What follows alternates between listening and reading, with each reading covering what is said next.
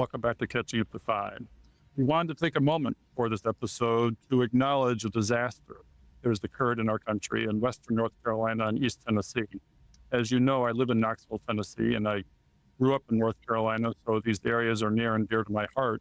And what I've seen on social media and in the mass media is utter devastation. It's been Armageddon there, and these people have been suffering, and they need our help. And we're not just about informing you about finances here. We're also about offering you the opportunity to help others in need and to come together as an entire community of Catching Up to 5 to help those of us that are at this point in time really suffering. And I've brought with me today to discuss this a little bit our guest correspondent and social media maven, Diana Falck. Diana, what do you think? Hi, Bill. Thank you so much for letting me take part of this. Actually, just timing-wise, we had someone from our Choose FI Phoenix share a personal note. If you wouldn't mind, I could share it with our community as well. Yeah, let's read it so we can take this down to ground level. Yep. So what she wrote was, my family is in western North Carolina and still without power. As early as Saturday, local rescue crews were going to rescue and recovery. Line crews had to wait until the winds died down to get bucket trucks up to fix power lines. 50 line trucks from Ohio showed up on Sunday. Over 5,000 poles need to be replaced, so obviously it takes time. National Guard members from at least 5 surrounding states are on site doing supply drops into Asheville Airport via Chinook. Civil air and volunteer agencies are staging at Municipal Airport to load donations and airdrop into Asheville. Asheville is the major airport in the region as well as the largest hospital. Until yesterday, every highway into Asheville remained closed due to landslides and floodings. The only way in or out was by air, meaning no utility trucks, no line trucks, no EMS or fire trucks. It is truly a disaster area. But through this, she said, I will state that she says that the state, the county, and the local government efforts to help their people and communication efforts have been great. She said, my dad luckily has a cell phone, but it's a flip phone, so no internet. This whole time, I've kept him updated because of the local government. The power supply local organization keep posting updates and keep posting about who has power, who is open, who has food, who has gas and propane, who is giving out free ice, etc. Now, can everyone see all that? No. But for those of us who can, we are trying to be a connection to families. The response to this whole disaster has been great, actually, and will continue for months and years. And she really was personal on this, saying she blames the media for not sharing all the good that's actually taking place during this time of desperation. Yeah, at times the disaster strikes, it's amazing how people come together and help your neighbors. You may not know who lives next door until a disaster, but you're going to get to know them as soon as disaster strikes. And that's how they've survived. I mean, I have friends that have places there. My sister has a house in the mountains. She didn't know if it was destroyed or not. I have a friend in St. Pete where the hurricane came ashore in Florida and her place was destroyed. It's hard not to know somebody that is affected by disasters like this or to know somebody that knows somebody. So we want to make it available to you to give in this time of need because we are about charitable endeavors here. And I gave to the American National Red Cross Triangle region. Their tax ID is 53-019-6605. I also gave to the American National Red Cross East Tennessee chapter. Their tax ID is 53-019-6605. They're actually the same, but you have to designate these chapters. And your money will make a difference for these people right now. And it's not over. This is going to take, as Diana said, months, if not years, to recover from. It may be one of the most expensive disasters we've ever seen because, as you can imagine, who has flood insurance in western North Carolina? So this may be all on them, and they need our help. There's a list of charities on the website that you can go to if you're so inclined. And we encourage you to use your donor advised funds. We encourage you to donate your appreciated shares. You can donate cash, but you can do more good by donating to those other 2 vehicles. Diana, do you have anything else to say to our audience today? Well, yes, we just thank everyone that is able to donate. When Katrina happened, I actually volunteered with the Red Cross, and the way everyone came together, we actually had it in the Coliseum. It was like a little city where people could take care of things all at once in one central location. So Red Cross is definitely a reputable nonprofit to donate to. Okay, we're going to turn back to our regularly scheduled programming, but thanks. We like to be contemporary. We want to be up to date in Catching Up to Fi. So if there's things you want us to address, just reach out to us through our contact site on the webpage. You can leave us a voicemail through SpeakPipe, and we'll put your concerns, your questions on the air. Thanks again for listening. Thanks, everyone. Becky, why do people get a late start? Well, a lot of the reasons for a late start is just no financial literacy, no financial education. We didn't get this in school. A lot of us didn't get it from our parents. We didn't have it modeled. And in my case, I didn't really understand that I was missing something because I looked like everyone else. I looked like every average American who was spending paycheck to paycheck, and we weren't deep in debt, but we did have some debt. But I didn't think that there was anything wrong with that because I hadn't seen anything else. The first thing you need to do when you hit that wake up and you're overwhelmed and your head is spinning and you just don't know what to do, which happens to all of us as late starters, you got to pause. You got to give yourself grace, as Jackie says. You got to forgive yourself. You got to process the shame and the regret of what things have happened. You can't undo them. You got to let them go. And this is how you move forward and be forward thinking. The next thing you got to do is plan. You got to educate yourself. It is never too late. Remember that. It's better late than never. And once you get started, keep going. Mm-hmm. Absolutely. You can do it. And there are going to be days when you don't feel like you can. There's going to be days when you feel like, oh, I've screwed it up again. I had those. I mean, we didn't make great choices every time we made a choice, but don't give up. You can do it. Yeah, I mean, the three of us are testaments to this. I'm not retired yet, but I'm looking forward to it. I'm in the final 4 years of this. You guys are retired. The light is beginning to be at the end of the tunnel. Welcome to Catching Up to Fi, a podcast on mindset, money, and life for late starters of any age on their journey to financial independence. I'm Bill, and I'm a late starter.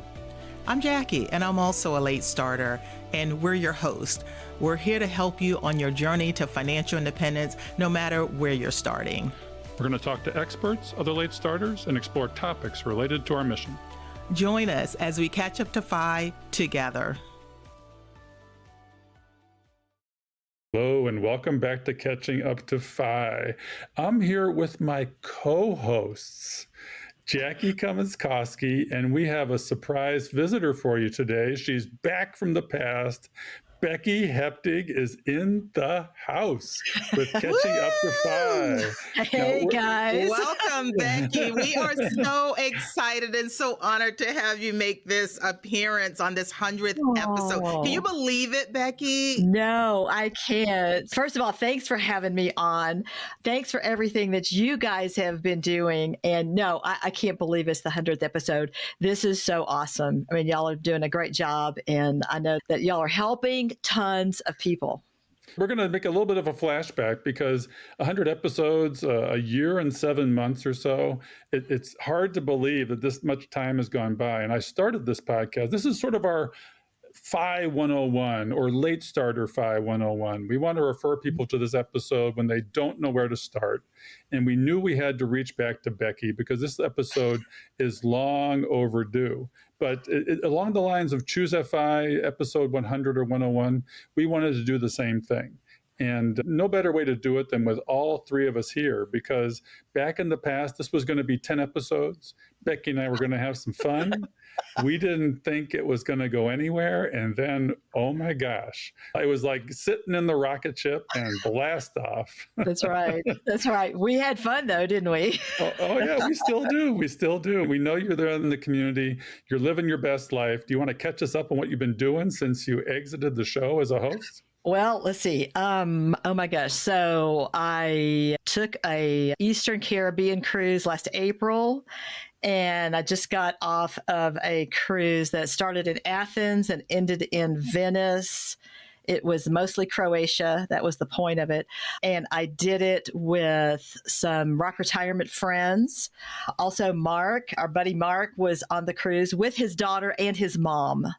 I got to meet his mom, so that was cool.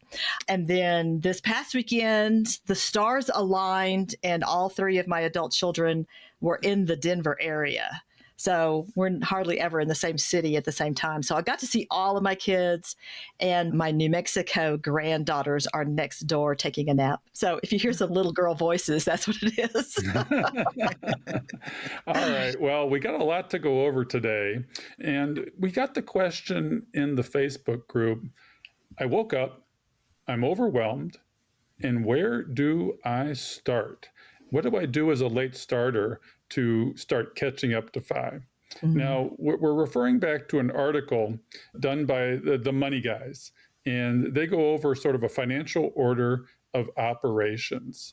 So let's first start with a few things that for our late starters about why did they get a late start? Becky, why do people get a late start? Well, a lot of the reasons for a late start is just no financial literacy, no financial education. We didn't get this in school. A lot of us didn't get it from our parents. We didn't have it modeled. And in my case, I didn't really understand that I was missing something because I looked like everyone else.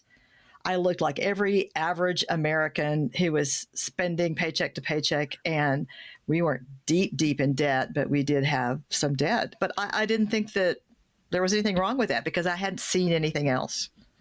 I mean, it seems to be pretty universal, right, Jackie, that late starters generally did not get financial education. But there are a few like accountants and business people that know this stuff and still can manage billions of dollars, but can't manage their own finances. And you can be a very high income earner and not be able to manage your finances and still live paycheck to paycheck like a lot of America. Now, the other thing that happens to a lot of us when we're young is money is taboo to talk about, right? Our parents don't talk about it. Our friends don't talk about it. Our colleagues don't talk about it. Hell, I've been told not to talk about it with my colleagues at work. It's unbelievable. So that's another area where we got to do better. And this is why we're here. We're trying to get people to talk about money. Jackie, what else is the problem that late starters have? Yeah, well, I have to echo about banishing that taboo of talking about money, and that's what this podcast is all about. So a lot of us haven't had very good role models. We are taught what happens in our household, and sometimes that's not the best thing. So sometimes we kind of go into this thing with bad habits that we learn as a kid. And then for what happened to me is I believe part of my late start is I got a divorce. I was in my mid-30s and I felt like I was starting over and I was just waking up about my finances. Mm-hmm. So a lot of our community, they've gone through divorce or the death of a spouse or all these other kinds of setbacks in life that just happens. That is a big reason for late starts. Yeah, I mean, one of the things that happened to me too on our list of late starting is I became a consumer, and we live in a consumption society. I mean, it's how we grow up. It's the cultural norm. And it's like fighting the tide, swimming upstream to go against that. I mean, that is a powerful stream. And for me too, as a physician that went through my 20s as a poor student largely, delayed gratification played a large part. Mm-hmm. I came out the other side of that and I was like, woohoo! I got my first big boy paycheck and I owe myself a new car, a new house, and all these things that I've been waiting for. So that was for me a big reason that we got a late start and we ended up paycheck to paycheck for many, many years. Mm-hmm. Yeah, mm-hmm. And I'm one of those people as well. And another thing I hear all the time, Bill and Becky, whenever we're doing conferences, breakout, and we're asking people, what do you think caused you to get a late start? This comes up a lot, raising kids, that they put all their money and their energy into the kids and they neglect their retirement or don't realize that a piece of that income should go to sort of their own long-term financial health. But yeah, that gets a lot of people behind too. And not everybody has regrets about that. They may choose to do that, but that is a reason that comes up a lot. Absolutely. Absolutely. And another thing is that lifestyle creep, lifestyle inflation. Yeah. I mean, we were guilty of that also. Rather than delaying the gratification, then we would look at a purchase and say, well, we can fit the payments into our lifestyle. I can afford the payments, so therefore I can afford the item. But that's not always true. Yeah, and Becky, I was reading some research about cars because Bill and I both just recently purchased vehicles, so we learned a lot in the process. Well, some of the research that I found said that 84% of Americans are payment buyers. They're getting a loan and they're just looking at the payment. And a lot of people are in that spot. I didn't realize it was 84%, but I guess that makes sense. Yeah. And that's the way it's marketed to us, especially in a car buying situation. Really, the car salesmen sometimes don't even want to talk about the price of the car. They only want to talk about the payments. Yeah, we're much smarter around that now, Bill, right? Well, I mean, absolutely. That's what I thought. You can afford the car if you can afford the payments. And that is how it's geared. That's how it's sold. And we are sold these cars. And you have to think, okay, how can I avoid this? Because you are a slave to the debt in some ways. And cars are a big retirement buster, as we learned from Rob Berger back on his show with us. So, yeah, I mean, try and pay cash for cars if you can, or create a sinking fund where you are paying yourself for the next new car in advance of that purchase. And that's what we do. And it may be hard to do, but it's certainly worth your while. Right. Yeah, back in the day, we probably hit the spend first, save last. You talked about that, Bill. And just to kind of wrap it all up, we just got busy with life, right? We were just doing the things we were taught to do, repeating that cycle, and we just didn't know. So there's a lot of reasons why we got so many late starters and why this show exists today. My mantra is always pay attention. That's what I didn't do, is pay attention.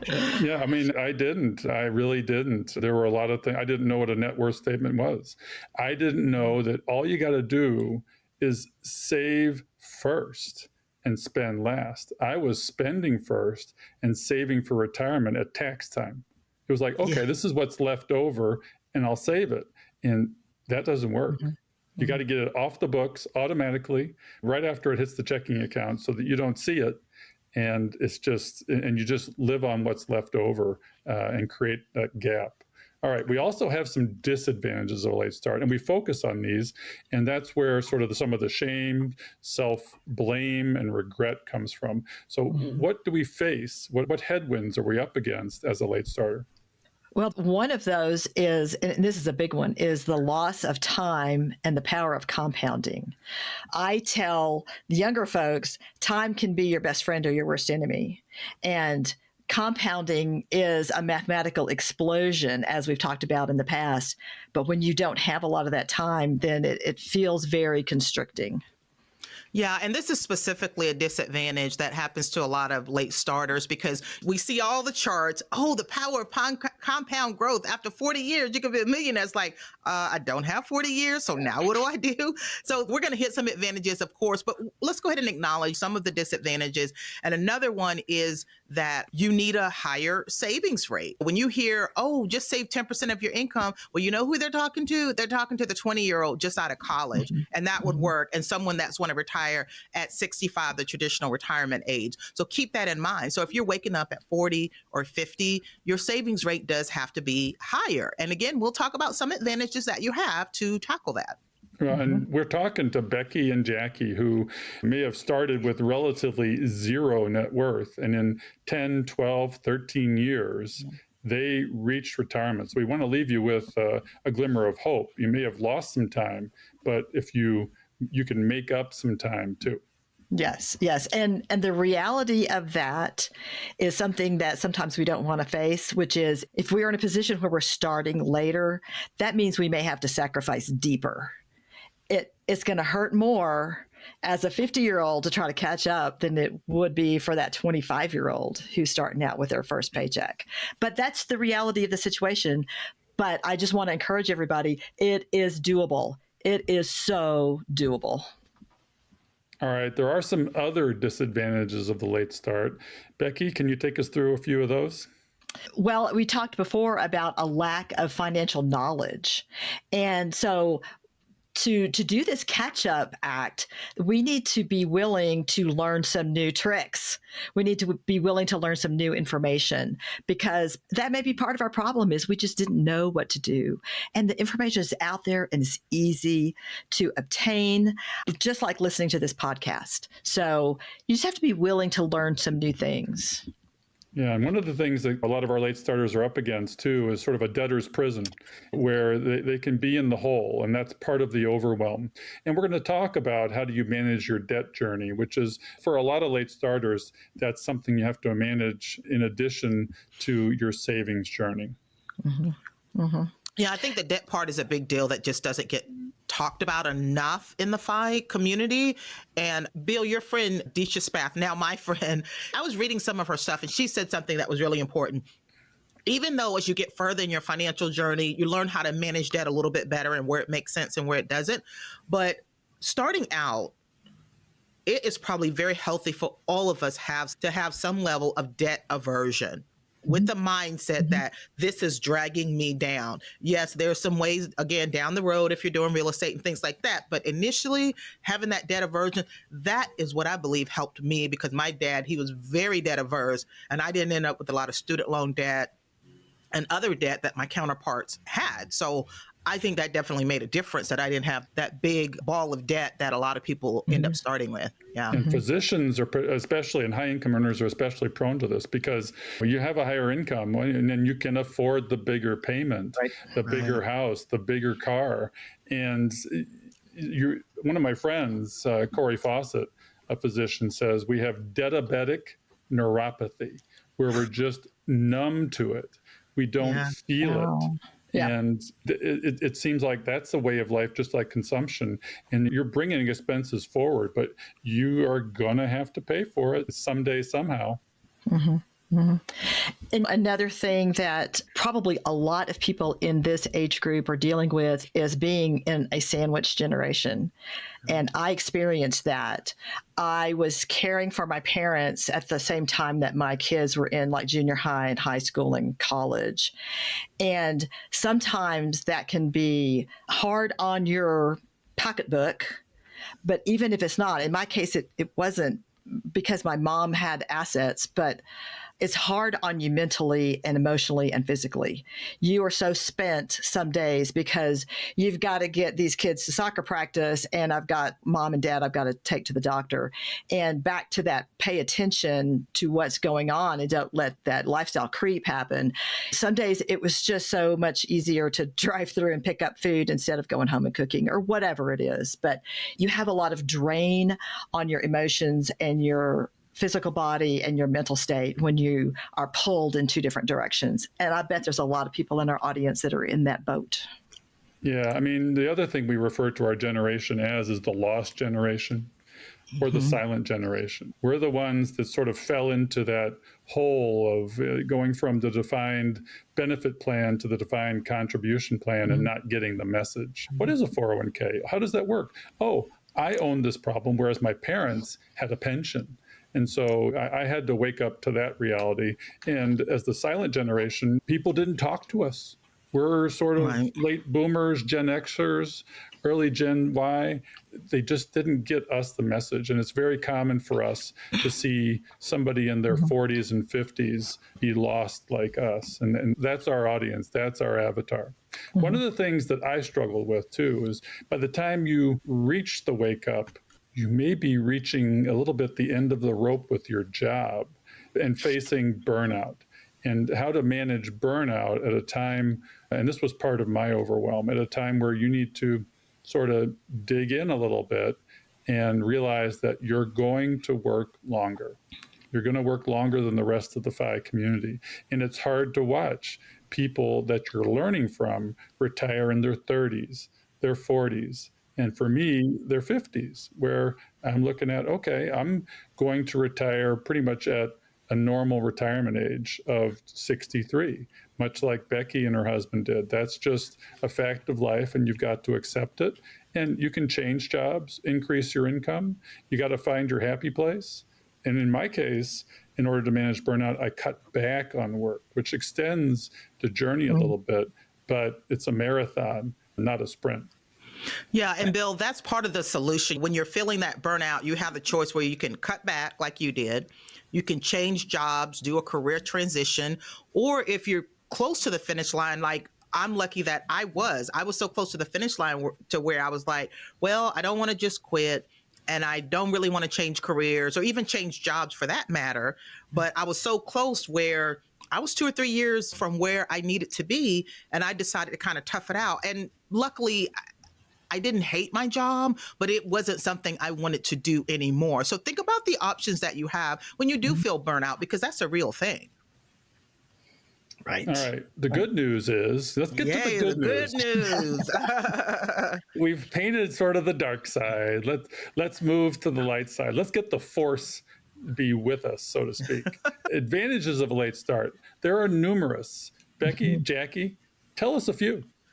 Yeah, I'll go ahead and start with a few. This is something I hear all the time, and I definitely feel it myself, is that you have life experience. You have learned to do hard. You've learned from your mistakes. That is so valuable. For us that have younger people in our lives, we wish we could show them through the lens of our mistakes so that they don't make the same mistakes, but it happens.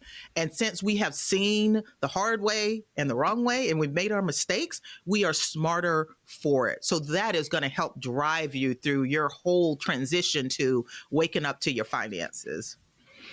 Absolutely. Absolutely. And something else that I had to learn, but I think I did, is we kind of don't care as much about what other people think. I mean, when you're in your 20s and 30s, it's like, what car do you drive? What apartment are you living in? What job do you have? And at this point in our lives, it's like, what they think really doesn't matter. I have to focus on me and my family and where I'm going with this. Yeah, and your journey is personal. And the people that get this right on the front end get this part right too, where they don't care what other people think. They don't succumb to lifestyle inflation. They live a more intentional, frugal life potentially, and frugal is not cheap. You can have a very robust life, a balanced life, without succumbing to all the evils of hyperconsumption. Right. Yeah, and I've got plenty more. Okay, so how about you're at your peak earnings years or at the peak of your career? Let's say when you're in your 40s or your 50s, you've got 10, 20 years of experience under your belt. And more than likely, along with that comes a higher income. So you've got a bigger shovel, and that makes that savings rate that you need to have a little bit higher, a little bit easier. So it's kind of nice that when I was about to retire, I looked at like the 10 years before I retired, compared it to my earlier decades of working. Man, what a difference. But you're likely to be making more money. Right, right. And I think all three of us are in this situation. Sometimes you've reached your empty nest stage of life. So all of us, our kids are out of the house. So for you in the audience, you may be getting close to or have reached the empty nest where you're not having to pay for daycare for sure. And maybe you're not having to pay for the soccer equipment and the teenager's car and their insurance or whatever it is. So your expenses have gone down, and it may be a point where if one spouse has stopped working to take care of the family, then that spouse may have the chance to go back to work, and you can accelerate this path if you have two incomes, where in the past, maybe you just had one. Well, on this week's episode with Krista and Ed, we learned that they did that. Krista has gone back to work to help accelerate. And it was interesting because I just listened to that episode, and she is working in a library. She's an avid reader, and she has a 457. And her boss said, you realize that your paychecks aren't really going to have any money in them just because you're saving everything in your 457. She said, absolutely right. That's what we're doing. And that's one of the reasons I went back to work, is it's all savings. And they did that. And going back to work, and that's one of the things that happened to us. My wife went to sort of full-time-ish, and that's what we save. We save her income. We're living on half. Yeah, and Bill, that was episode number 97 with Krista and Ed. They were a case study that was done at Economy, and we did an amazing follow-up. So go back and take a listen to that episode. Awesome. Awesome. Hey, listeners, we are excited to have Delete Me as a new sponsor of our podcast. Did you know that your personal identifying information is found all over the internet and that data brokers sell it? Things like address, phone number, name, and many other things are on there, and we need to have them off. The risks of having your personal information on display are almost innumerable, but here are a few. Number one, you risk being harassed or attacked because of your publicly expressed views, opinions, profession, etc. Number two, you risk identity theft and becoming the victim of many of the phishing scams we have talked about on our shows with Paula Pant, episode 66, Scam-A-Lot, and retired FBI agent Donna Peterson, episode 78, Cyber-Fi and the FBI. As you know from my story, my identity was stolen. My financial institutions were accessed. And once stolen, you really can't get the privacy of your identity back and are on the defensive forever. Number three, you risk being stalked. This happened to a blogger friend of mine. Did you know that you really have a right to privacy? But how do we fight back? I choose to place my trust in a product called Delete Me. It's a hands-free online subscription service that removes your personally identifiable information from being sold online. Delete Me privacy experts remove you from hundreds of data brokers year-round. 7 days after you sign up, you get your first privacy report. Here is a screenshot of my dashboard. As you can see, they've looked at 84 total data brokers, they've looked at 4,477 listings, and they've had 57 data brokers with my information on them. So it's a comprehensive service that I use year-round. And they continue to monitor all of these sites and continue to remove my personal identifying information as it gets resold again. So how do you join me in protecting your personal identifiable information? Simple. Go to joindeleteme.com/catchingup and use promo code catchingup at checkout, and you'll get 20% off of U.S. consumer plans. They also have family plans. That is joindeleteme.com/catchingup and use promo code catchingup. Protect yourself like I do. You'll sleep better at night. Thank you, Delete Me, for sponsoring our show. I love your product and I recommend it to our audience wholeheartedly. Yeah. So what else we got here? Bill, I love it when you talk about memory dividends. Yeah, well, we got lots of those. Becky and I had a boat. We went on big trips, took the kids international, did all these things in order to have experiences with them while they were home. And as Brad Barrett says, 90% of the time you spend with your kids is in the first 18 years. And he has a countdown of the days he still has with his kids. He's all about this. But if you do it right, they want to come home and you still see them. So it's all is not lost. And remember, Becky just had her whole family home. And family becomes important if you get this right. That's the memory dividend you really want to instill in your family. You may not have been a good financial mentor, but if you're a good family mentor, that is powerful.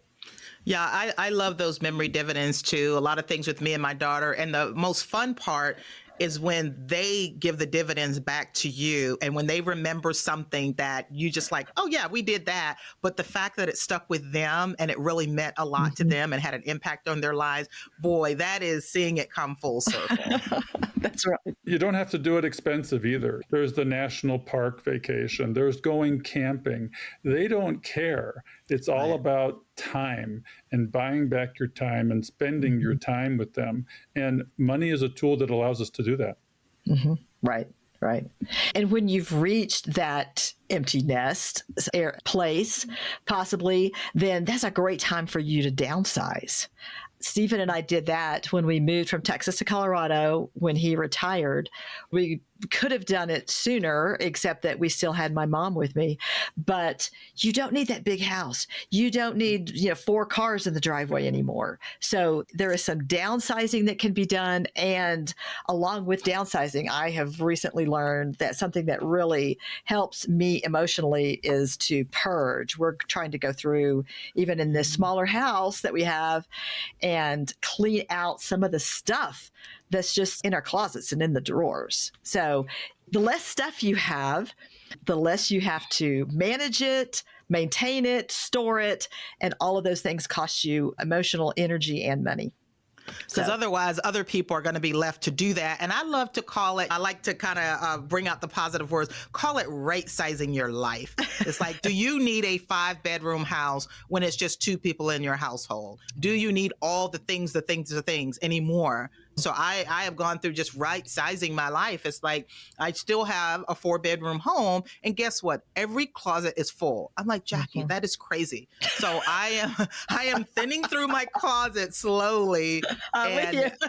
Yes, I'm making daily trips to Goodwill. I feel good donating things to other people that can use them. So right sizing your lifestyle.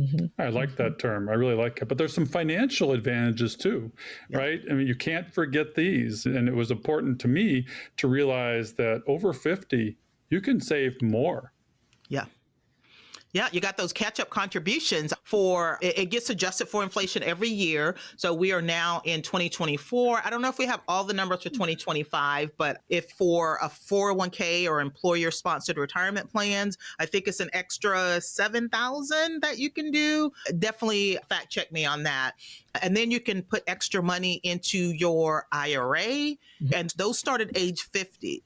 At age 55, you can start doing the additional contribution to your health savings account. So yeah, you're able to shove in some extra money in those tax advantage accounts as you get older. Yeah, I mean, we talked all about HSAs in an episode recently. It's coming out the first part of October. So watch, well, you've already heard it. So hopefully you enjoyed it and used it as a reference, because we have the HSA maven with us here, Jackie Kamenskowski, and we're all encouraging her to write a book on HSAs that the whole world can read.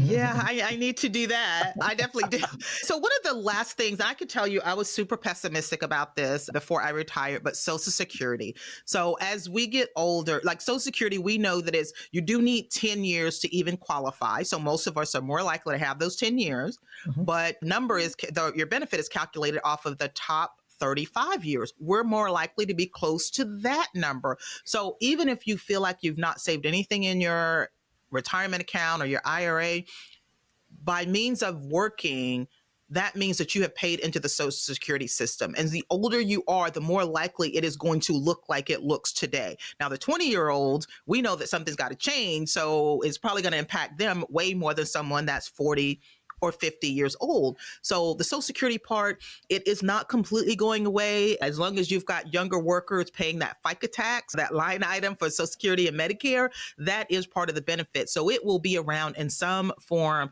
or fashion. So don't forget that that is a piece, and you should go to ssa.gov, take a look at your earnings history and what your projected benefits are, and make sure you're somehow including that as part of your projections. And when the trust fund goes away, and what I think it is 2034, 2035, you'll have, at the very minimum, 80% of your benefit because of that FICA tax. Yeah, and that's nothing to laugh at, because it's guaranteed income every single month. It's adjusted for inflation for the rest of your life. It's just a pot of money that looks like no other. Now, Bill, we are going to get into some common questions about where to start. All right. Where do I start? How do I get going? What is it that I need to do to catch up? This is our Catch Up 101. This is our sort of financial order of operations, and it's based off a little bit off of the Money Guys that had an article back in February of this year, and we'll reference it in the show notes. But we have our own little twists in here that apply to late starters. All right, well, Jackie's big on this one, and I have a moniker that is sort of pause, plan, and pivot. The first thing you need to do when you hit that wake up and you're overwhelmed and your head is spinning and you just don't know what to do, which happens to all of us as late starters, you got to pause. You got to give yourself grace, as Jackie says. You got to forgive yourself. You got to process the shame and the regret of what things have happened. You can't undo them. You got to let them go. And this is how you move forward and be forward thinking. The next thing you got to do is plan. You got to educate yourself. And two things that we highly recommend that you read right out of the gates are J.L. Collins' Simple Path to Wealth. And he was with us on episodes 23 and 24, all about FU money. And it was a lot of fun. Listen to those episodes. You'll get a flavor of what the book's all about. And it gets you started with the math of investing. But as far as the philosophy and the psychology of turning your life around, we recommend Vicki Robbins, Your Money or Your Life. And we just recently had a couple episodes with her, and she has some very philosophical thoughts on how you can retrain your neuroplastic brain to think differently and go counterculture. So plan. And now we're going to talk about the pivot. What is this financial order of operations that you want to proceed through? Becky, why don't you kick it off for us? So we talked to Jeremy Schneider from the Personal Finance Club, and he has a great checklist online that you can check out. And we're going to put that in the show notes for you. It's called the Ultimate Investing Checklist. And also from the Money Guys, they have a list of ground rules. And so the first one is generosity. And you might be going, what? What the heck? Why is that in this? But something that I have found in my own life is when you turn your focus inward and you are so focused on your problems, your issues. Oh my gosh, what have I been doing with my money? I've messed it up so bad. And you do need to focus on that, but you've got to also remember that you've got to focus outward also. And that's what our generosity is. We focus on others along with ourselves. And believe me, those of us who live in the United States, no matter how bad your situation is, you're still better off than most people in the world. And so we just need to make sure that we don't lose sight of the fact that we need to hang on to our generosity. It's very important. Yeah, I love the generosity part. And let's talk about the goal, sort of a target rate to invest. And that's kind of hard to say because a lot of it is based on your income. But like we mentioned earlier, that 10% that you hear a lot, that's for people that's starting like in their 20s or someone that wants a traditional retirement age of, let's say, 65 that has like a 40-year time horizon. So they talk about having 20% of your gross, 25% of your gross income. Now that may be flexible. Some people count it different ways. Do you include the employer match and things like that? So do you both, Becky and Bill, think 25% is a good number? Well, it depends on the age at which you start, too. I mean, if you start at 40, it's a little different. For us, we started at 50, and you run the math, and it's kind of like, well, ideally, you have a 40 to 50% savings rate. That was tightening our belt probably a little too much. We err between 35 to 40%, which is a lot, but you don't get there overnight. You have to sort of incrementally work on this number. And if you start at 40 or 45, you've got more runway. And maybe we have a 10 to 15 year goal, but the number for 10 to 15 years tends to be more 40 to 50%. And you should probably consider working towards that for a 15-year time horizon. Yeah, and Becky, where'd you guys start at? After you woke up? That's a good question because I never calculated it.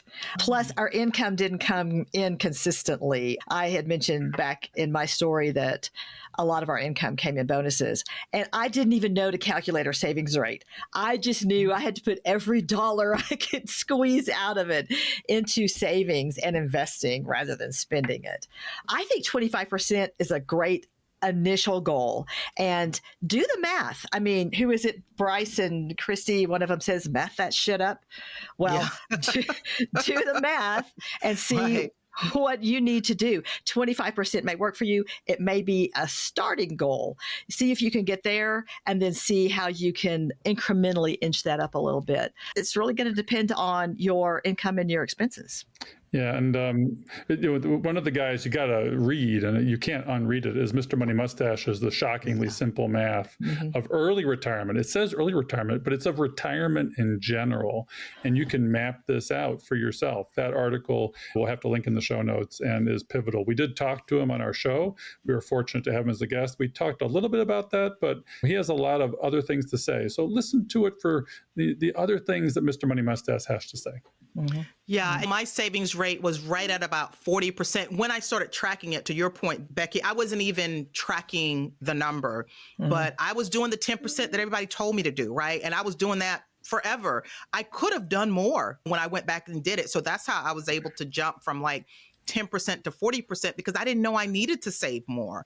But it made all the difference, and it really didn't change my lifestyle that much. And I was to the point where I wanted to retire a little bit sooner than that traditional retirement age. I retired at 49. So for me, it was right around 40%. And then you think about the other things working for you in your life, like you said, the expenses and stuff like that. For me, I was getting a very generous company match. If I put in 7%, they put in 9%. And then I went from there. Yeah. So that was another little boost that I got. And then I started most of my real investing in 2008. So I had the wind at my back because of that. So there's all these factors that just kind of work together.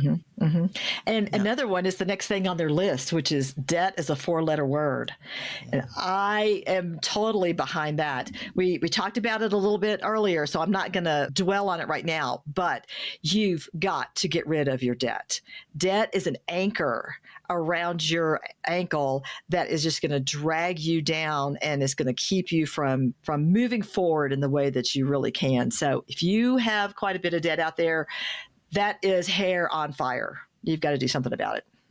Yeah, and then it helps to like what you do or find a way to like it better and sort of reinvigorate yourself. And when you realize that it's a marathon and you can't do this in 1, 2, or 3 years, you've got to manage that because you only get one life. Each day is different. And you've got to try and find happiness in every day. And being miserable is not going to carry the weight. Yeah. Exactly. And yeah, you only get the one life. Okay, so I want to make sure we hit all of those. And we get all 5 that like the money guys kind of talk about that comes up. So I kind of put together, so we'll do big picture and then we're going to drill down a little bit more. And you will leave this podcast with a very clear, defined way of how to go down this path.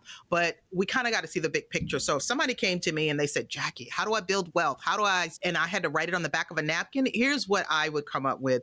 You need to decrease 3 things and increase these other 3 things. So decrease your debt, your expenses, and your taxes. We talked about that. On the other side, you want to increase your income, your savings, and your investing. So that's broad picture of how to build wealth. And then I kind of threw in keeping a high credit score.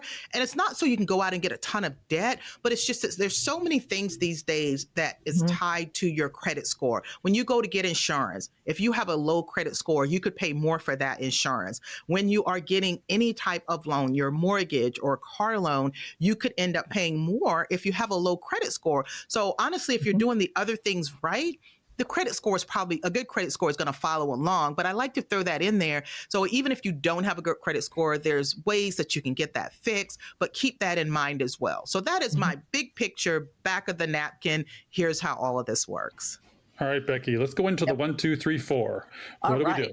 All right. So number 1, the first thing that you want to do is calculate your net worth and your FI number. So if you haven't done this before or you don't even know what we're talking about, net worth is easy. You list out everything you own, OWN, and everything you owe, OWE. You add them up. What you own is your assets. What you owe is your liabilities. You subtract the liabilities from your assets and see what that number is. Is it positive? Is it negative? So that is how much you are worth today. And that gives you a starting point. That gives you a picture of where am I? I tell people all the time, you don't know how to get where you're going if you don't know where you're starting from. And then you want to calculate your FI number, which is simply 25 times your expenses. Now, your expenses today and your expenses in retirement might be different, so you need to think about that. Are you paying for college today? Are you paying for weddings today? So, but calculate what you think your expenses would be, multiply that by 25, and that's your FI number. That is not written in stone, but that gives you a good target. Put that on the bullseye, and that's what you're shooting for. And know that life is going to bump you along the way, and things may change. It may need to go up and down, but let's calculate it today and see what that is. Yeah, and Becky, I wanted to make a distinction between the net worth and the FI number because some people get those mixed up. So the FI number, you would not include things like your home in there. You would not include your car because those aren't going to be able to pay your bills. So that's the main difference in those two. Those numbers could be very similar, but for some people, the housing piece could be a big deal. So when you're looking at the FI number is 25 times your expenses, not including those assets that you're actually using. Right. The use assets are the depreciating assets. Right. Exactly. So let's run through a few things. We mentioned it before, but you got to increase the gap. And the gap is increasing your income and decreasing your expenses. And that becomes your savings rate as long as you invest it. Okay. And don't let it slip through your fingers. Now, you can get a second income. You can do side hustles. You can do real estate, small business, and negotiate raises in your current job. Very important. You can change jobs to get a higher income. So these are some of the things you can do to on the increase the income side. Now, when you evaluate all expenses, you've got, this is where Dave Ramsey comes in. Every dollar has a job. That's his budgeting app. But you got to look at your housing, your cars, your food, your travel. You can house hack. If you have an apartment as part of your house, rent it out. Let them help you pay your mortgage. Downsize your cars. You can get rid of a luxury car and buy a 5-year, 6, 7-year-old car, and then all of a sudden you have money to invest. You can not eat out as much. That's a big one too. I can't get rid of my Starbucks habit though. That's a tough one. And then travel may be a little different. The big international trips might not be able to be there as much, but remember, memory dividends aren't dependent on where you go. Now, as Benjamin Franklin said, beware of little expenses. A small leak will sink a great ship. You got to look at everything. We've got tons of subscriptions. They can add up. And if you compound these over time and look at the opportunity costs of all your spending now, you'll be amazed at what it would be in 20 years if you just plug a few leaks. The first thing we do, however, Jackie, is we play defense on these things. What kind of defense do we need to play? Because we forget about this piece. Yeah, well, what falls under defense is primarily our insurances, right? We've got life insurance, disability insurance with you as a highly paid physician is a really big deal. And then you've got things like auto, home, property, and then you can put it all over. You've got umbrella insurance that will kind of be the overflow for everything else. So those are the defensive things that you want to do in case something catastrophic happens.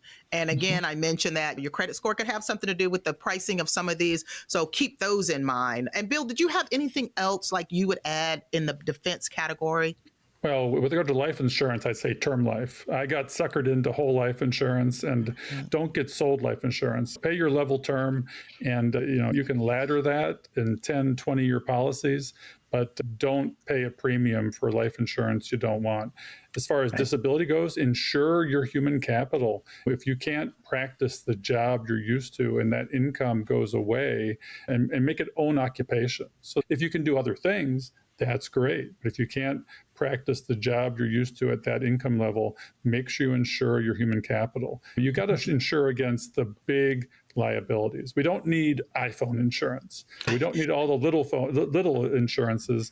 You need to take care of the big ones. One of the types of insurance under defense is something we think about all the time, and that is health insurance. And we just did an episode about high deductible plans and HSAs, but regardless of what type of health insurance you choose, you need to have that because catastrophic things happen, accidents happen, and the number one cause of bankruptcy in America is debt that you get around things that incurred around your paying for the hospital or paying for health care issues. So that is another defense.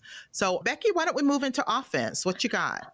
All right. So for offense, we're talking about the financial order of operations. So this is truly the where do you start? So the first thing that I would do is to create what Dave Ramsey calls your baby emergency fund. So you want 1 month worth of expenses, or at the minimum, $1,000 in the bank. So there is a statistic that says 60% of Americans can't afford a $1,000 emergency.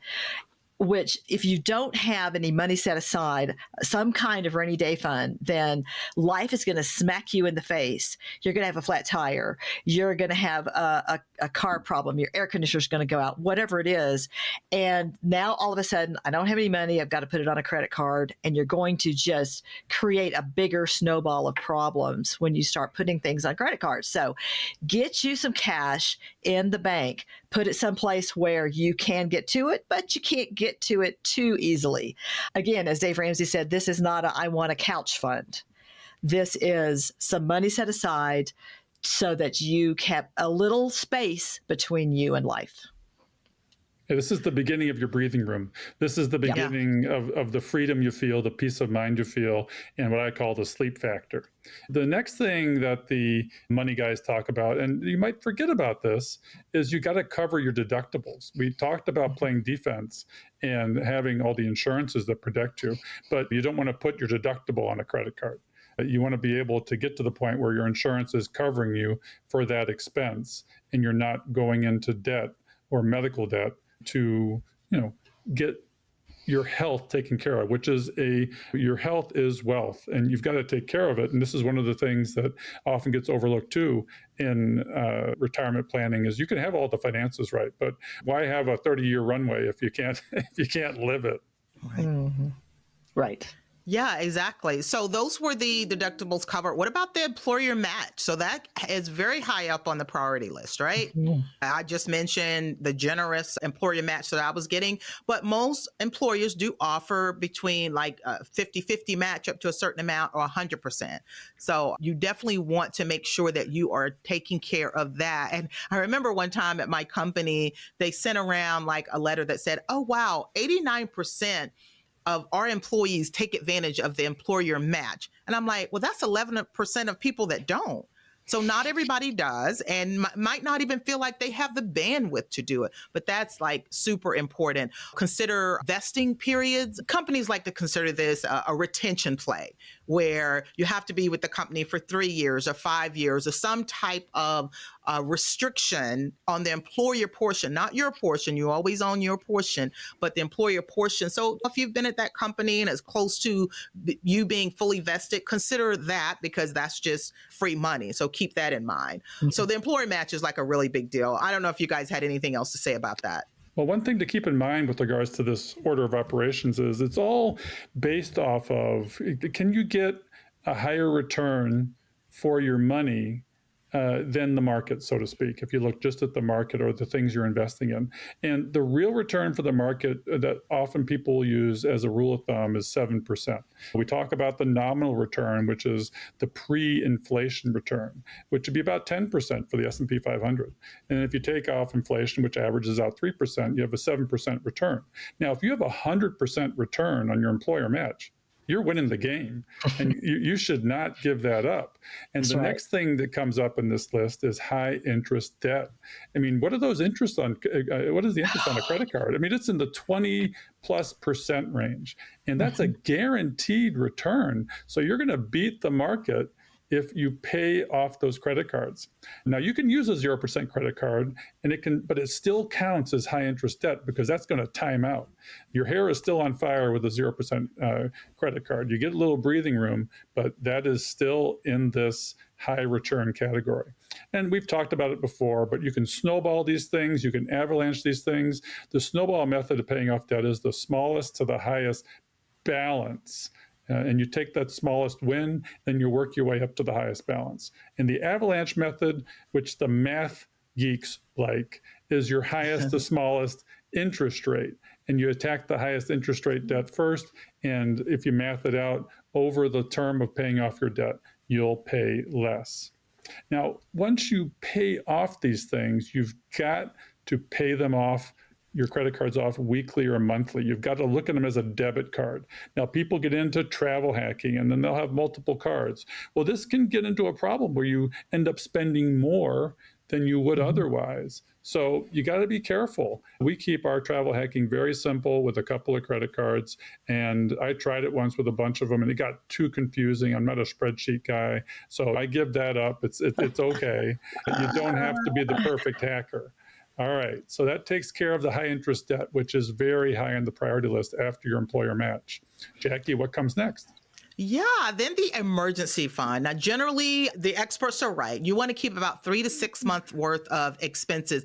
Also, think about the field that you're in. How quickly are you going to be able to find a job? But this, again, gives you breathing room. So if you're a smart, experienced engineer, and you lose your job, you want to be able to take some time to look for an appropriate job that matches your skill. You don't want to have to go work at McDonald's because you just need the money. So that's going to give you some breathing room. Now, where do you want to keep this money?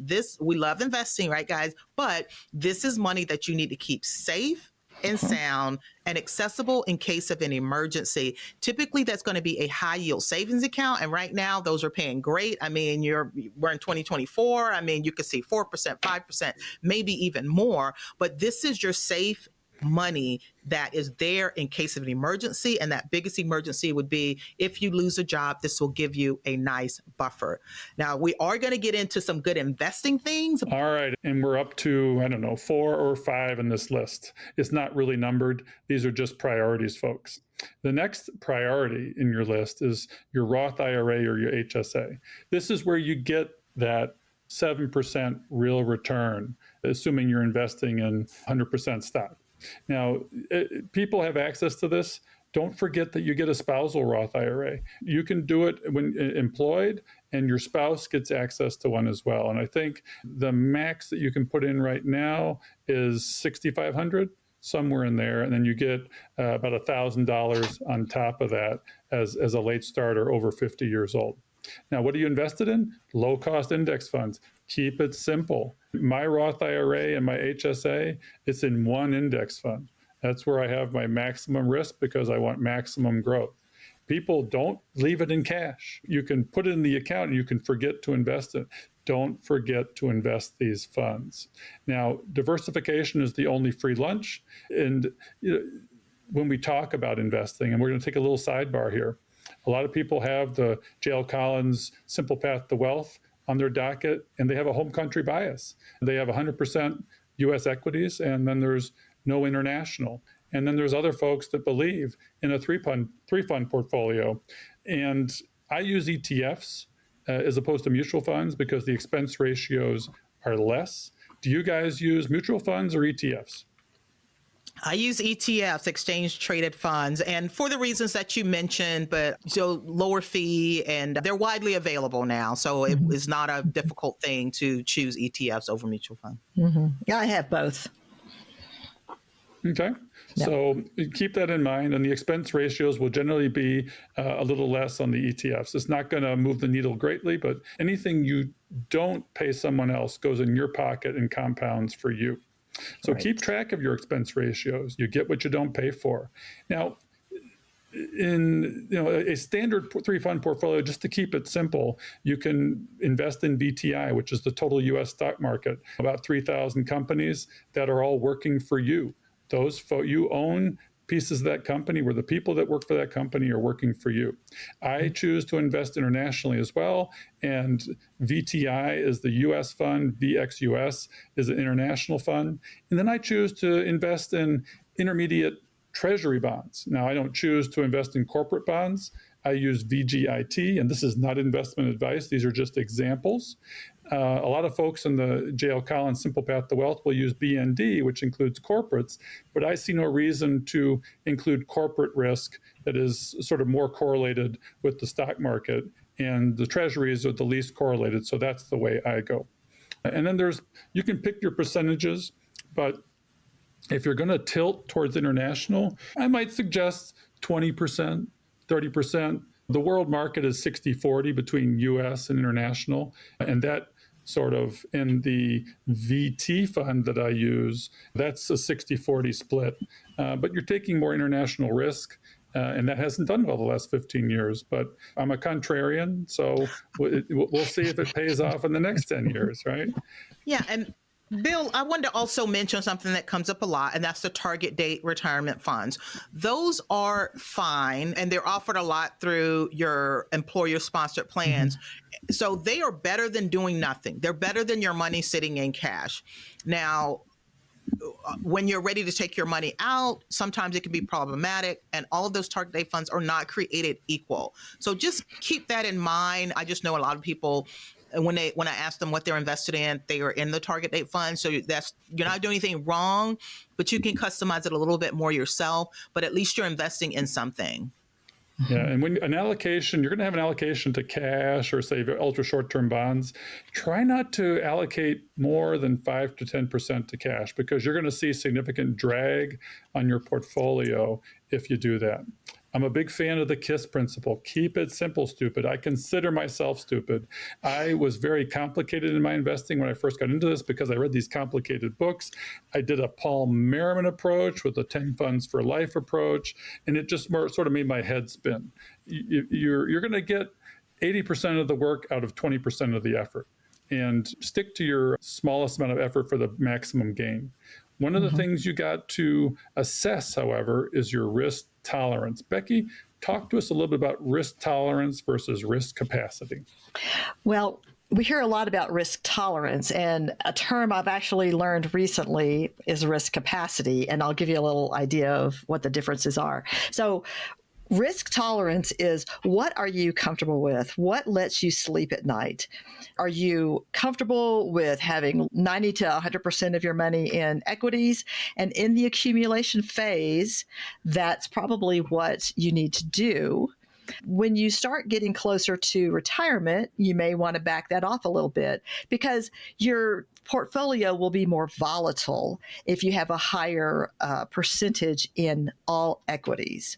So the risk tolerance is, what am I comfortable with? Do I like this wild ride that the market goes on sometimes, or does that give me pause? Does that catch my breath? Can I sleep at night? So your allocations of how much you have in equities, bonds, and cash has to do with your risk tolerance. Risk capacity is the risk of losing dollars that are set aside for a certain purpose for a certain time period. It's something that I just wanted to make you aware of it, because as you get closer to retirement, it is something you're going to want to think about. But a good example of it that you would be thinking about now in the phase where you are is, let's say, your emergency fund. We've talked about you want your emergency fund in cash or something cash-like that you can get to quickly. If you have a 3 to 6 month emergency fund sitting out there and it's in equities and the market tanks and you've lost 50% of it and now you need it because you've had an emergency, then that money's not there that you worked so hard to set aside. So your emergency fund doesn't have a lot of risk capacity, even if you have a lot of risk tolerance. And like I said, these are things that you'll think more about as you get close to retirement and you're creating your own paycheck out of your investments. So that's the difference between risk tolerance and risk capacity. So we've got our allocation in a simple portfolio. We've stuck to the KISS principle, and we figured out our risk tolerance and capacity. Is it important to reallocate and rebalance, Jackie? Yeah, I think it is, because you've got your split. Okay, so what happens when the stocks have had a great 5-year period and they're now out of whack versus where you wanted your stock allocation to be? So you want to look at that. Now, some people do this automatically, like they're automatically rebalance every single year, or they'll just do it at a certain period of time. So Bill, how often do you do your rebalancing, or where you sort of redo your portfolio to make sure it's set up with the right percentages that you initially wanted to stick to? I do it once a year. And then if there's a major market swing, a major drop, and we're seeing 10, 20% drops, then I will choose to do it then as well during a big correction or a bear market, because it's going to be out of whack. But that's basically my rules, and don't look at otherwise. Yeah. Right. What about you, Becky? I agree with that. Some people set it on a timer, and some people, if it gets more than 5% or some X% out of whack, they do it. But I'm like Bill. I try to do it about once a year unless something extreme happens. Yeah, that's a good way to do it. Mm-hmm. So what about maxing out the employer plans? That was a big thing for me. I definitely was maxing. I thought that the right thing was to take advantage of all of the tax advantage plans. That's going to be your employer-sponsored plans IRA, HSA, and all of that. Now, I kind of wish that I would have done a little bit more in brokerage accounts, but going for those tax advantage accounts are very important. And then we wanted to look at some mid-range debts. Bill, did you want to talk about that? Well, again, it comes back to what is your return going to be? And your high interest debts are generally over 8%. Mid-range tends to be between 5 and 8%, and then your low interest debts are below 5%. This is where you want to think about, okay, should I pay off that car loan? Should I pay off, and there's permutations to this, should I pay off my student loans or allocate money to these after I've covered the things we've talked about before, which again are your employer match, your high interest debt, your emergency fund, your Roth IRA, and your HSA.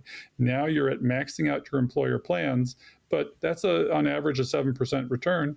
And you may, if you're a little bit more risk averse and you want a guaranteed return, pay off your mid-range debt. Mm-hmm. Right. Yeah, and just remember that those student loans, they kind of fall into a different bucket. If they're private, that's very different. You got under the normal rules. But if you've got public student loans through the Department of Education, you could be on some type of income-driven repayment plan. So make sure you pay attention to that as well. Mm-hmm. Mm-hmm. So our catch-up contributions, right, Becky? Yes. We've got a lot of other levers that we can pull at this point. We've got catch-up contributions. We have the mega backdoor Roth if your employer offers in-service distributions or conversions. And then we've got the Roth versus traditional 401k or even IRA question. And we talked with Sean Mullaney back in episode 13 about a lot of this. His opinion is that for late starters, we probably want to really look at that traditional 401 because you might be, as we said earlier, in your high earning years and you really could use that tax deduction. The Roth versus traditional question is always a matter of when do you want to pay the taxes and what do you think the tax bracket you'll be in is going to be in the future. But yeah, go back and listen to that episode with Sean. He really broke that down for us.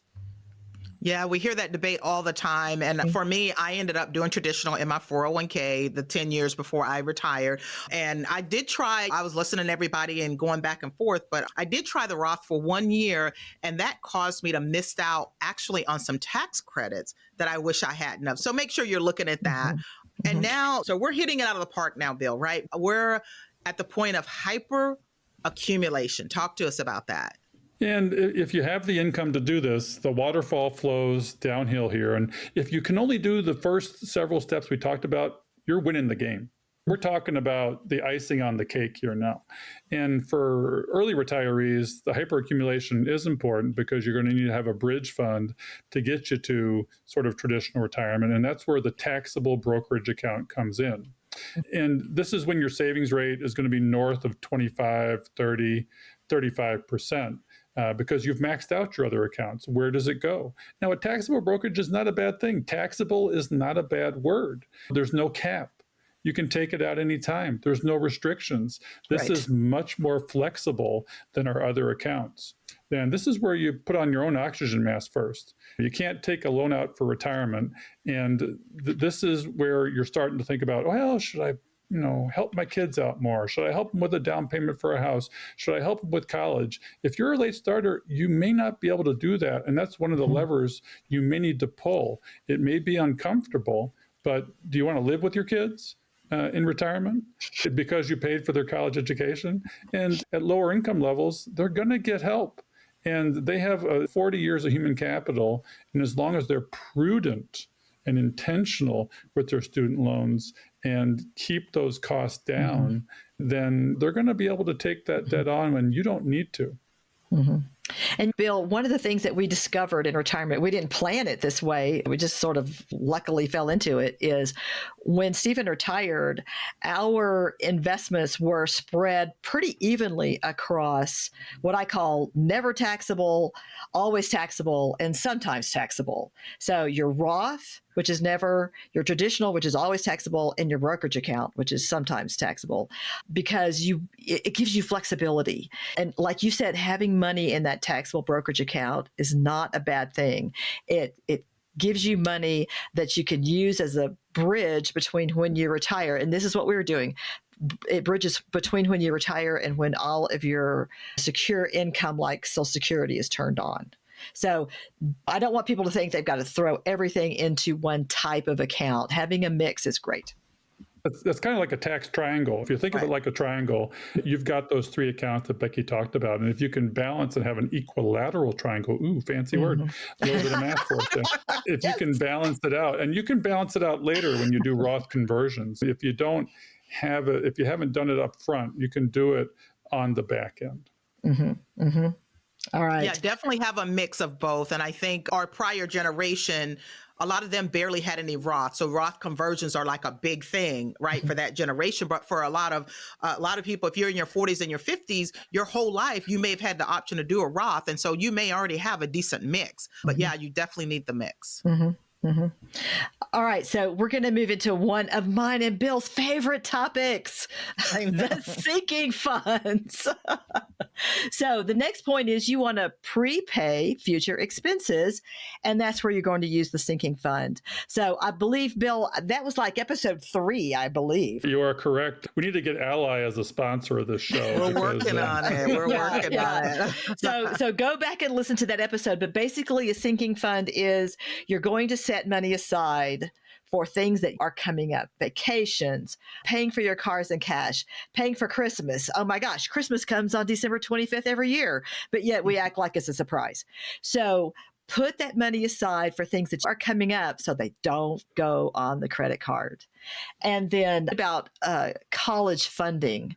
So you may already have a 529 or you may want to set one up. We've actually set up 529s for our grandchildren because we get a state tax deduction for it. We don't get a federal, but a state tax deduction. So check into the rules for 529s. And if I am saying this correctly, I don't believe you have to buy a 529 even in the state where you live. I think you can buy other state plans. Do you know if that's true, Jackie? Yeah, it really depends on the state. Some states, they don't care where you open up the 529, but there's other states, like I believe my state of Ohio. Well, Ohio used to have it where in order to get the deduction, you had to have the Ohio 529. I believe last year, a couple years ago, they just changed that. Of course, they're not advertising it, but you can have a 529 in any state. Obviously, the state would love for you to get it from them. And in order to get the tax deduction, some states do require that you get it from their state. Okay. And then, Jackie, can you talk about some of the other kinds of accounts that we might want to set up for our kids? I don't have any personal experience with those.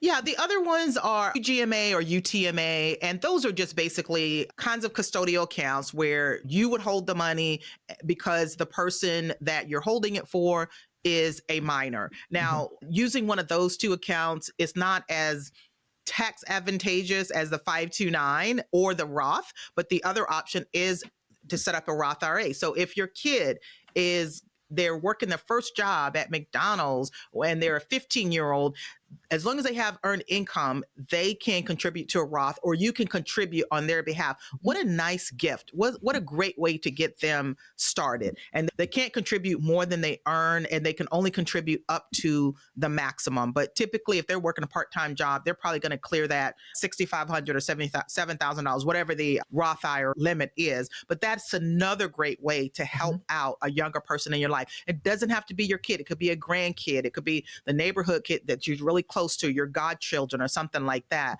But those are nice ways to help out younger people in your life, whether it's for college or these other custodial accounts that we just talked about. Yeah, it's important. You don't have to do all this yourself.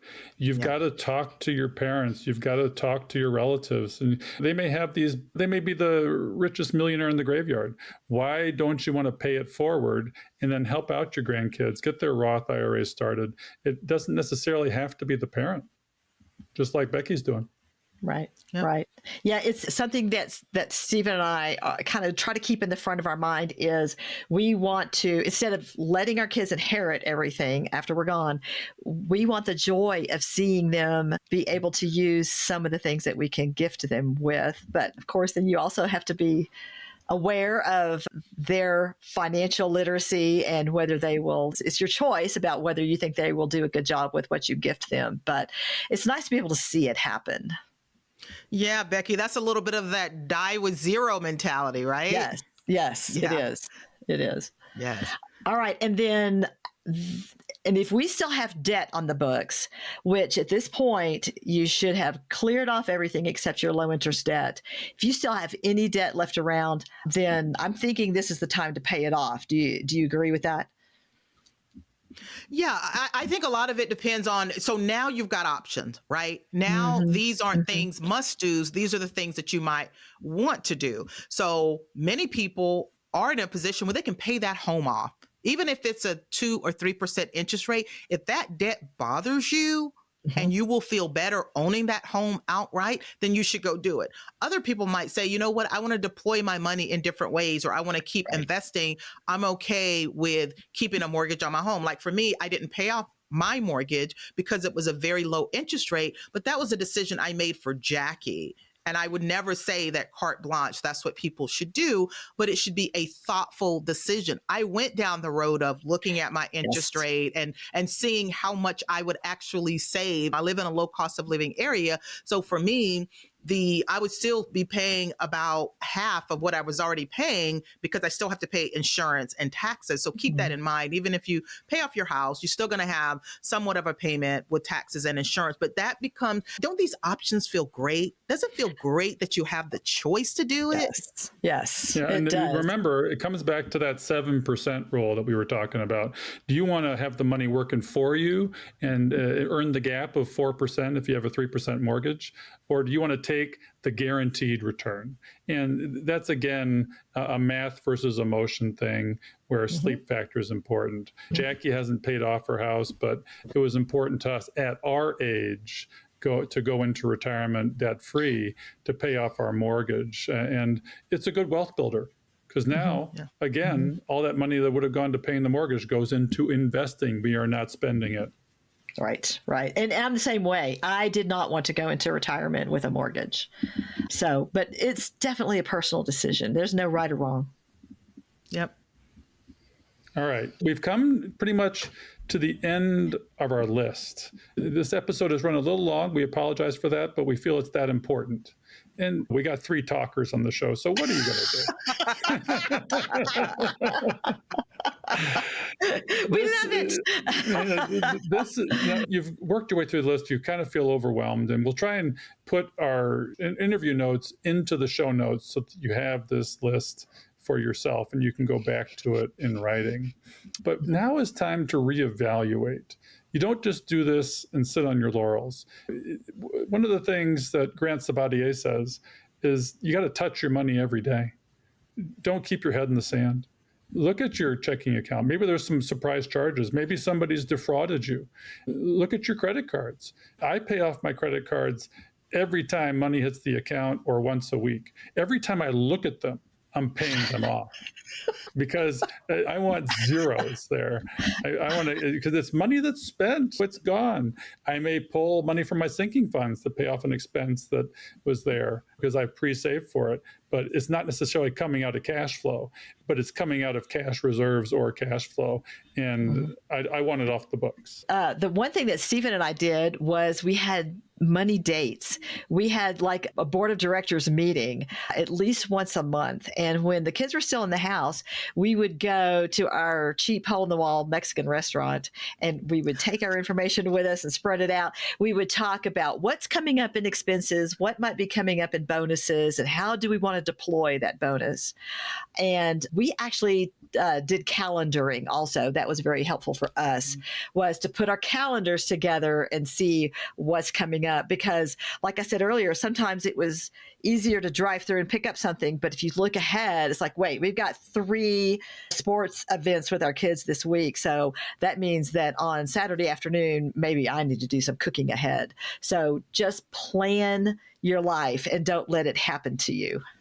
Yeah. And you know what? I think another good point to bring up here as you're in this phase is automation. Automate as much as you possibly can. That makes it easy for you. It keeps things well organized for you. And I just rely on the automated part of my life. I have gotten rid of my printers at home. I don't even have any paper. I want it to be online and I want these regular reminders where it makes sense. So yeah, that's a really big piece. Yeah, and then don't just touch your money every day. Don't just have a monthly money date. You've got to look at things. Some people look at their net worth quarterly, but at least look at it annually, and you'll be impressed how the needle moves. Unless you had a bad year. And then don't look. Just rebalance. Yeah. And so annual rebalance is important. And then that's kind of it. It's not very complicated, guys, right? And then you rework this. You work the plan, and then you look through it again, and then it changes. It moves, and it can be different. Our savings rate wasn't as big this year because my wife had to take a few months off of work because of a health challenge. So it is what it is, but we were prepared for it, and it didn't affect us. We didn't feel the money stress because of using this plan to stay ahead of the game and not work from a deficit. Right. When life hits you, then it doesn't have to derail your plan, your financial plan, if you've got a plan put together and you know where you're headed. So true. And I think this stuff is scarier from afar. Like when you're just waking up, it just seems like this is just this massive boulder that you have to take on. And it does seem hard. And at that point, it is hard because mentally, it's just something you haven't done before. But as you get into it and you start to pull it apart, like we just did, it gets easier. So just remember, there's that timeline that will help this stuff to become much more manageable for you to get certain things into control, one step at a time. But we thought it was very important to lay it out so that you can follow it step by step. We have these guests on every week. We have people talking about their journey. Well, we care about your journey too. So hopefully this kind of helped you, guide you on your journey. No matter where you're starting, it is never too late. Remember that. It's better late than never. And once you get started, keep going. Absolutely. You can do it. And there are going to be days when you don't feel like you can. There's going to be days when you feel like, oh, I've screwed it up again. I had those. I mean, we didn't make great choices every time we made a choice, but don't give up. You can do it. Yeah, I mean, the three of us are testaments to this. I'm not retired yet, but I'm looking forward to it. I'm in the final 4 years of this. And you guys are retired. The light is beginning to be at the end of the tunnel. We want to leave you with a message of hope. Even this show may seem overwhelming. You may have to listen to it a couple of times or go through the show notes, or we'll refer you to the article that we base some of this off of. And, we're here for you guys, the late starters. We hope this helped those who are in the early phases of a late start answer the questions or the big question of where do I start? Thanks, guys, for being with us here today. Becky, it is so awesome to have you back behind the mic. You're going to have to come back and visit with us more often. Oh, I would love it. Becky. I would love it. Thank you so much for having me. And thanks for everything that you guys are doing. Awesome. We'll catch you next time on Catching Up to Fi. So, Bill, as you know, we cannot do this show without our amazing staff and the people that help us put this on. So our social media is Diana Falck, our editor, Fritz Bassard, and show notes are done by Sarah von Sternberg. We love them and they keep us going. Yeah, I mean, this show wouldn't have the quality it has without our folks, our peeps. And we'd also like to give you a few calls to action for the show. We love our community, and we hope you love us back. If you want to support the show and what we're doing, you can do that at Buy Me a Coffee, which is a platform that allows you to virtually say thank you if you get value from our content. The link is in the show notes, or you can head over to our website at catchinguptofi.com and click on the Support the Podcast tab at the top right. We hope you've enjoyed this episode of Catching Up to Fi. We would appreciate it if you could leave us a 5-star review so that our message can reach others. While we are financial educators, and I'm a financial professional that loves to teach, our content is for general education and information purposes only. We are not providing financial, legal, or tax advice. Always do your own research or consult a professional before making important decisions. We'll see you next time on Catching Up to Fi.